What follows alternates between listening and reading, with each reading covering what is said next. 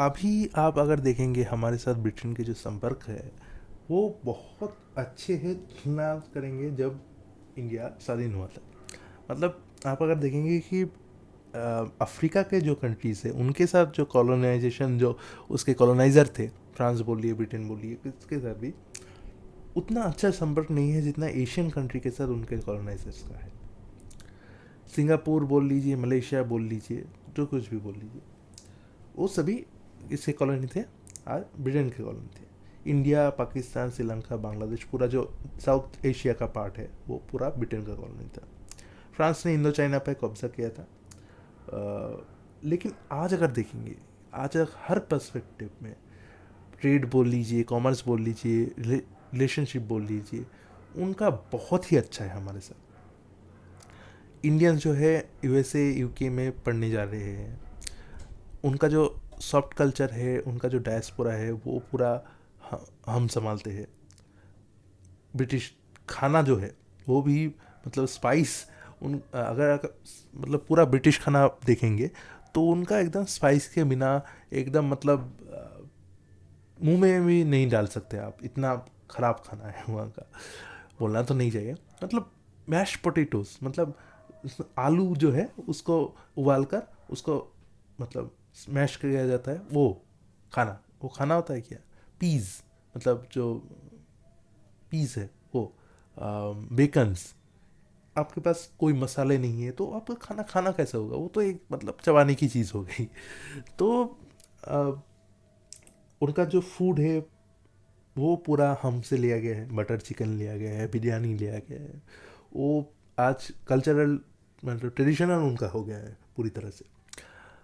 तो हमने उनको स्पाइसेस दिया, हमने उनको फूड्स दिया।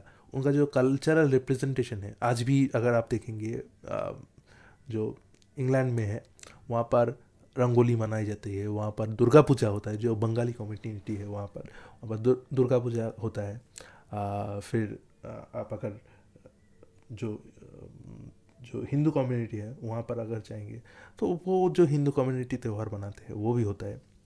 दिवाली होती है, उनकी छुट्टी वहाँ पर दिवाली की छुट्टी होती है। वो क्रिसमस भी मनाते हैं उनकी। तो अगर आप देखेंगे कि इंग्लैंड में ये जो त्यौहार है हमने लाए, ये जो खाना है हमने लाया, वो वहाँ की कम्युनिटी, मैं सिर्फ इंडिया की बात नहीं करता हूँ, कम्युनिटी वाइज पाकिस्तान से भी कम्युनिटी गए थे, इंडिया से भी कम्युनिटी गए, बांग्लादेश से भी कम्युनिटी गए, सॉरी श्रीलंका से भी कम्युनिटी गए। तो पूरे का पूरे जो कल्चर है पूरा का उस खत्ते का जो सोशल जो इकोनॉमिक पर्सपेक्ट है, सोशल पर्सपेक्ट है, इकोनॉमिकल पर्सपेक्ट है, सब कुछ हमने मतलब अच्छा किया है। हम मतलब जो कॉलोनी है उनके उनके एक टाइम तक फ्रेंच ने इंडो चाइना पे कब्जा किया था। वियतनाम हो गया, लाओस हो गया, कंबोडिया हो गया, पूरा पूरा। आज उनकी डेमोग्राफी देखिए, बहुत सारे लोग वियतनामी स्टूडेंट बोल लीजिए, लाओस के लोग बोल लीजिए, या कंबोडिया के लोग बोल लीजिए, वो सब पूरा वहाँ पर पढ़ने जाते हैं। वहाँ का पूरा डायस्पोरा वहाँ पर है। अफ्रीका में अगर आप बोल लीजिए कि अफ्रीका में अल्जीरिया बहुत सालों तक 1984 तक भी बोल सकते हैं, वो पूरा फ्रेंच कॉलोनी था। वो जब स्वाधीन हुआ, अफ्रीका के बहुत सारे लोग वहाँ पर पढ़ने गए, बहुत सारे लोग वहाँ पर फ्रांस में ही बसने लगे। अब फिर आप अगर देखेंगे टाइम, अब मैं बोलता हूँ करीबन आज के जो वर्ल्ड कप है, आज जो वर्ल्ड कप है 2018 का जो वर्ल्ड कप है, वो अगर आप देखेंगे पूरी जो टीम है फ्रांस की वो अफ्रीकन लोगों से बनी हुई है। फ्रांस का अपना कोई उतना नहीं है, सारे के सारे अफ्रीकन लोग हैं। ग्रीजमैन है शायद होगा, बाकी सब ज़्यादातर अफ्रीकन लोग हैं।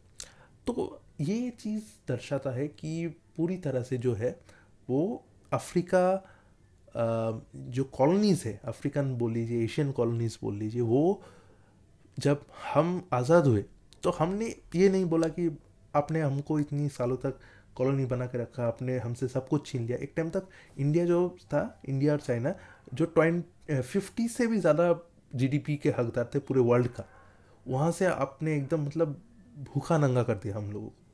सारा जो रिसोर्सेज है वो पूरा इंग्लैंड ले गए। आपने अब वहाँ पर इंडस्ट्रियल रिवोल्यूशन किया, आपने वहाँ पर चीज़ें बनाई और वो चीज़ हम हमारे यहाँ बेची। हम जब वर्ल्ड वार हुआ तब हमने सेना भेजी, हमने आपसे ज़्यादा लोगों से, मतलब आपसे ज़्यादा लोग हमारे मारे गए, आपसे ज़्यादा लड़ाई हमने की। आप तो कैनन फॉडर की तरह हमको भेज देते थे सामने, जाओ गैस मास्क बिना पहने ही, गैस मास्क बिना पहने हमने लड़ाई की। हम लोग मारे गए, हम विक्टोरिया क्रॉस हम आप लोगों ने नहीं दिया उतना ज़्यादा। तो सारे जो सारे हैं ये सब कॉलोनाइजर्स जो लोग थे उन्होंने हमारे साथ किया। हम चाहते तो उनके साथ बहुत गलत व्यवहार कर सकते थे, हम दावी कर सकते थे कि हमारा पैसा वापस दो, हमारा कोहिनूर वापस दो, हमसे जो भी चीज़ आपने लूटी है वो सब वापस दो, पर हमने उतना नहीं बोला।